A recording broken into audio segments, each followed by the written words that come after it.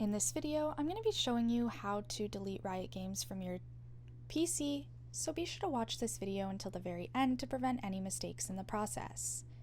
You're going to begin by clicking the search bar and just searching up Riot Client. Now, this is the one that should come up, and you're going to click on Open File Location.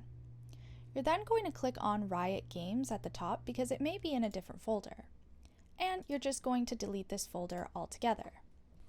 Now, the final thing you can do is search Run and click on this app.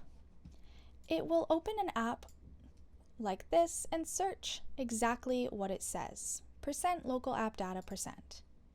It should open this up and you're going to go down to Riot Games and then delete this folder as well. Now, you're also going to want to delete all the Riot Games apps, so Valorant, Fortnite, whatever other games that you have that are from Valorant and Fortnite and Epic Games, and that's all there is to it. Make sure to delete it from your recycle bin as well, but be sure to leave a like, comment, and subscribe to the channel. Thanks for watching. See you in the next video.